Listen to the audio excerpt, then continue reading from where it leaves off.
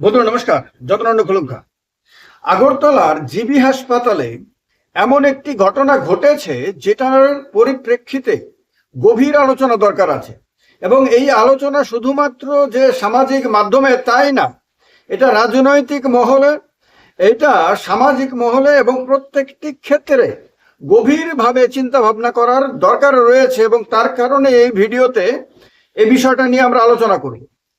একটা ভিডিও যেটা ভাইরাল হয়েছে সোশ্যাল মিডিয়াতে, তাতে দেখা যাচ্ছে যে ধর্মনগর থেকে আসা একজন যুবক মিডিয়ার সঙ্গে কথা বলতে গিয়ে জানাচ্ছে যে কোনো একটা সমস্যা নিয়ে জিবি হাসপাতালে ডাক্তারের কাছে যায় চিকিৎসা করানোর জন্য।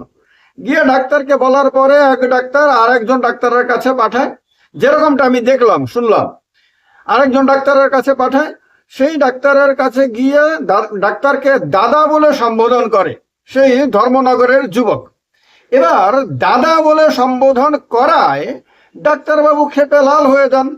তিনি দাদা, কেউ তাকে বলবে, কোনো পেশেন্ট বা কোনো পেশেন্টের আত্মীয় বা কোনো সাধারণ মানুষ তাকে দাদা বলে সম্বোধন করবে, এটা হয়তো তিনি কল্পনাই পর্যন্ত করতে পারেননি। তিনি আশা করেছিলেন যে এই জিবি হাসপাতালের যে মালিক বা রাজ্যের যে স্বাস্থ্য দপ্তরের যে মালিক, অথবা রাজ্য সরকারের যে মালিক, অথবা এই রাজ্যটার এবং এই দেশটার যারা মালিক, সেই সাধারণ মানুষ তাদের কাছে এসে তাদেরকে স্যার বলে ডাকবেন, মালিক বলে ডাকবেন, এইটা হয়তো ভাবেননি আর কি। কিন্তু অন্তত পক্ষে স্যার বলে ডাকবেন। পাল্টা প্রতিদান হিসেবে তিনি তাদের সঙ্গে হয়তো প্রয়োজন হলে তুচ্ছ তাচ্ছিল্য করবেন, কিন্তু তাকে স্যার বলে ডাকতে হবে। তিনি রেগে গিয়ে নাকি ওই ছেলেটাকে বলেন যে বাবা বলে ডাকতে। কল্পনা করা যায়, একজন চিকিৎসক, একজন ডাক্তার সমাজে যথেষ্ট সম্মানের পাত্র, যথেষ্ট গুরুত্বপূর্ণ পেশায় তিনি যুক্ত রয়েছেন। তিনি তার কাছে আসা কোনো পেশেন্ট তাকে দাদা বলে ডাকায় তিনি তাকে বাবা বলে ডাকতে বলতে পারেন? এটা কি আমাদের সংস্কৃতির সঙ্গে মেলে, সভ্যতার সঙ্গে মেলে? আমাদের সমাজে কি এই রকম আচরণের কোনো প্রচলন আছে? বা এইটা কি আইনত গ্রাহ্য? একেবারেই হতে পারে না।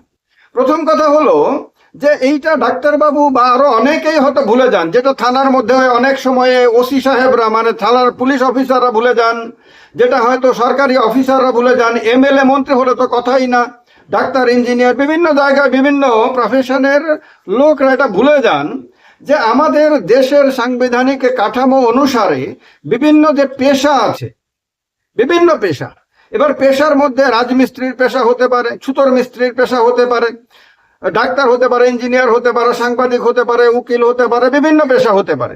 এই পেশাগুলোর মধ্যে কোনো পেশাকে উঁচু পেশা, কোনো পেশাকে নিচু পেশা কিন্তু বলা হয়নি।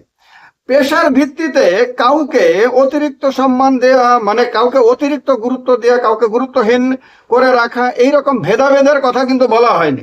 আমাদের দেশের সাংবিধানিক এবং আইনি ব্যবস্থা অনুসারে আমাদের দেশে নাগরিকদের মধ্যে কোনো কারণেই ভেদাভেদ করা যায় না। না ধর্মের ভিত্তিতে করা যায়, না জাতপাতের ভিত্তিতে করা যায়, না আপনার ভাষার ভিত্তিতে করা যায় না, কোনো কিছুর ভিত্তিতে ভেদাভেদ করা যায় না। এটা একটা গুরুত্বপূর্ণ বিষয়। আমার মনে হয় যে যারা উচ্চ শিক্ষিত তাদের অতি অবশ্যই এগুলো বেশি ভালো করে বোঝা উচিত। যারা কম লেখাপড়া জেনেছে বা জানতে পারেনি, বিভিন্ন আর্থিক কারণে, বিভিন্ন সামাজিক কারণে হয়তো যারা স্কুলে কলেজে যেতে পারেনি, বিশ্ববিদ্যালয়ে যেতে পারেনি, তারা হয়তো অনেক কিছুই জানে না, বোঝে না, হতেই পারে। এটা তাদের দোষ না, এটা তাদের অজ্ঞতা। কিন্তু যারা লেখাপড়া জেনেছে, যারা বড় বড় ডিগ্রি নিয়েছে, তারা এগুলো খুব ভালো করে জানার কথা। এবার এই জানা লোকরা যদি অজানা লোকের মতন যদি আচরণ করে, তাহলে এটা কি কোনোভাবেই কাম্য? এটা এই যে ডাক্তার বা ইঞ্জিনিয়ার বা উকিল বা সাংবাদিক বা সম্পাদক হোক বা আপনার অন্য যে বড় প্রফেশন বা এমএলএ মন্ত্রী, এদেরকে সাধারণ মানুষ কি স্যার বলে ডাকতে বাধ্য? যারা সরকারি চাকুরি করেন, যারা বিভিন্ন পেশা, একদম পিয়ন থেকে শুরু করে চিফ সেক্রেটারি পর্যন্ত, আবার যারা জনপ্রতিনিধি, একেবারে পঞ্চায়েত সদস্য থেকে রাষ্ট্রপতি, প্রধানমন্ত্রী পর্যন্ত। রাষ্ট্রপতির ক্ষেত্রে আলাদা প্রোটোকল, রাষ্ট্রপতি এবং রাজ্যপালদের কথা আমরা আলাদা রাখি বা সাংবিধানিক পোস্টগুলিকে আলাদা রাখলাম। এবার যারা ডিরেক্টলি জনতার দ্বারা নির্বাচিত প্রতিনিধি, তারা কারা? তারা জনতার প্রতিনিধি, তারা পাবলিক সার্ভেন্ট। পাবলিক সার্ভেন্ট মানে কি? পাবলিক সার্ভেন্ট মানে জনগণের সেবক। এবার যদি আমরা এইভাবে দেখি যে যারা সরকারি চাকুরি করে অথবা যারা জনপ্রতিনিধি, বিভিন্ন দলের হতে পারে, কংগ্রেস, সিপিএম, বিজেপি, টিজেপি, এগুলো ভুলে যান, তিপ্রামথাটা এগুলি ভুলে যান। যারাই নির্বাচিত হয়েছে, ইলেকশনে দাঁড়িয়ে নির্বাচিত হয়েছে, তারা কি হয়েছে? তারা জনসেবক হিসেবে নির্বাচিত হয়েছে। এবার জনগণের যারা সেবক, আমরা যদি ধরে নিই যে স্যার বললে কাউকে তিনি উচ্চ শ্রেণীর হলেন, আর যিনি স্যার ডাকলেন তিনি তুলনামূলকভাবে নিম্ন শ্রেণীর, যদি এইরকম ভাবে যদি আমরা বিভাজন করি, তাহলে যিনি নিম্ন শ্রেণীর তিনি উচ্চ শ্রেণীর ব্যক্তিকে স্যার ডাকবেন। তাহলে যিনি সেবক তিনি তো কোনোভাবে উচ্চ শ্রেণীর হতে পারেন না। তিনি পঞ্চায়েতের সদস্যই হন, অথবা বিধানসভার সদস্যই হন, অথবা লোকসভা রাজ্যসভার সদস্যই হন, তিনি তো সেবক। তিনি সেবক হয়ে কিভাবে আশা করবেন যে যারা মালিক, যারা এই দেশের মালিক, we the people of India, যারা জনগণ, তারা তাকে আপনার মালিকের মতো সম্বোধন করবেন, বা তারা তাকে তাদের চেয়ে উচ্চ শ্রেণীর কেউ বলে মনে করবেন এবং সেই অনুযায়ী তাকে স্যার বলে সম্বোধন করবেন? তিনি কিভাবে এটা প্রত্যাশা করেন? এটা কি সাংবিধানিক ব্যবস্থা অনুযায়ী কাঙ্ক্ষিত? এটা সরকারি কর্মচারী, সরকারি অফিসার হোক, তাদেরকে সাধারণ মানুষ সম্মান দেয়, সম্মানের দৃষ্টিতে দেখে যে আমাদের কাজ করে তারা দিন রাত, অনেক লেখাপড়া জানা, অনেক গুরুত্বপূর্ণ ভূমিকায় তারা থাকেন, তাদের প্রতি একটা আলাদা সম্মান বোধ সাধারণ মানুষের থাকে। এই সম্মান বোধ থেকে একজন পুলিশ অফিসারকে দেখলে অনেকেই স্যার বলেন, বা একজন অন্য ডিপার্টমেন্টের অফিসার বা কাউকে অফিসার বলে মনে হলে তাকে স্যার বলার একটা প্রচলন সাধারণ মানুষের মধ্যে রয়েছে। এর মানে কিন্তু এই না যে সাধারণ মানুষ তার অধীনস্থ হয়ে গেল। তিনি সাধারণ মানুষের অধীনস্থ, কারণ তিনি যে চাকুরিটা পেয়েছেন, তাকে চাকুরিটা কে দিয়েছে? সরকার দিয়েছে। সরকারের মালিককে সাধারণ মানুষ। তাহলে সরকারেরই যদি মালিক হয় সাধারণ মানুষ, তাহলে সেই সাধারণ মানুষ কোনো সরকারি কর্মচারীর কিভাবে অধীনস্থ হয়? হতে পারে না। এটা এথিক্যালিও হয় না, এটা লিগালিও হয় না, এটা কনস্টিটিউশনালিও হয় না। তাহলে এই যা হয় না তা কেন প্রত্যাশা করব? সম্মান দিয়ে কেউ কাউকে স্যার ম্যাডাম বলতেই পারেন, এক্ষেত্রে কারোর কোনো আপত্তি করার কিছুই নাই। কিন্তু কেউ কেন নিজে থেকে প্রত্যাশা করবে যে আমি উচ্চ শ্রেণীর কেউ হয়ে গেলাম, যেহেতু ডাক্তার হলাম, যেহেতু ইঞ্জিনিয়ার হলাম, যেহেতু বড় মাপের সাংবাদিক হলাম, বড় পত্রিকার বা বড় সংবাদ মাধ্যমের সাংবাদিক বা সম্পাদক হলাম, অথবা আমি উকিল হলাম, অথবা আমি এমএলএ মন্ত্রী টন্ত্রী সব হলাম, সুতরাং আমি এখন আর পাবলিকের মানে নিচে তো নাই, তাদের মতনও না, আমি এখন তাদের চেয়ে অনেক উপরে চলে গেলাম। সুতরাং আমি যে উপরে আছি, আমি যে তাদের মতন না বা তাদের চেয়ে নিচু স্তরে না, সেটা বোঝানোর জন্য বেস্ট রাস্তা হলো সেই সাধারণ মানুষকে দিয়ে আমাকে স্যার বলে সম্বোধন করানো। তারা স্যার বলে সম্বোধন করলে আশেপাশে যারা আছে তারা বুঝবে তার আর আমার মধ্যে ডিফারেন্সটা কি। সে যে আমার চেয়ে নিচু, আমি যে তার চেয়ে উঁচু, এইটা এই সমাজে বাদবাকি লোকগুলো বুঝবে, আমার পরিবারের লোক বুঝবে, আমার আত্মীয় স্বজন বুঝবে, আমার পাড়া প্রতিবেশীরা বুঝবে, আমাকে যারাই দেখবে, যেখানেই চেনা অথবা অচেনা লোক, তারাই বুঝে নেবে আমাকে স্যার বলছে, তার মানেই তো আমি একজন কেটা, আমি একজন সাধারণ কেউ না। তো এইটা বোঝানোর জন্য কেউ যদি এরকমটা প্রত্যাশা করেন, তাহলে এইটা কি সঠিক মানসিকতা? এইটা কি সমাজের ডেভেলপমেন্টের সহায়ক? না, এটা গভীরভাবে চিন্তা করার বিষয় এবং অনেকটা লজ্জাজনক বিষয়। এই ভিডিওটা দেখলাম আর আমি খুব গভীরভাবে ভাবলাম।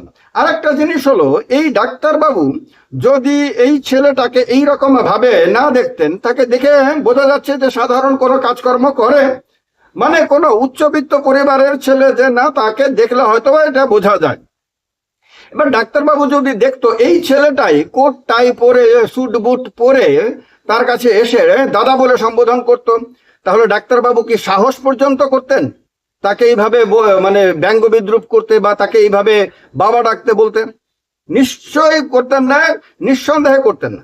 আবার অন্যদিকে যদি আমরা দেখি, যারা মানে উচ্চ প্রফেশনের হিসাবে যারা পরিচিত, ডাক্তার হোক, ইঞ্জিনিয়ার হোক, উকিল হোক, আরো যা যা আছে সবাই হোক, তারা যদি কোট টাই পরে বড় দামি গাড়ি নিয়ে মানে একটা জাঁকজমকপূর্ণ ভাবে তারা যদি অফিসে না যেতেন এবং তাদের অফিসগুলো যদি এইরকম বড় বড় রাজপ্রাসাদের মতন না হয়ে যদি ভাঙা চোরা, ধরুন বাঁশের বেড়া দিয়ে আর ওপরে টিন বা ফনের চাল দেয়া এইরকম যদি অফিস হতো তাদের, এবং তারা ধরুন লুঙ্গি পরে একটা মানে একটু ছেঁড়া টেরা, একটু ময়লা টয়লা, তারা গেঞ্জি পরে বা একটা শার্ট পরে, সাধারণ শার্ট পরে যদি তারা অফিসে যেতেন এবং তাদের অফিসটা যদি এখনকার মতন চাকচিক্যপূর্ণ না হয়ে সাধারণ মানুষের মতনই একটা সাধারণ দোকান টোকানের মতন যদি হতো, তাহলে তাদের কি কেউ স্যার বলে সম্বোধন করত?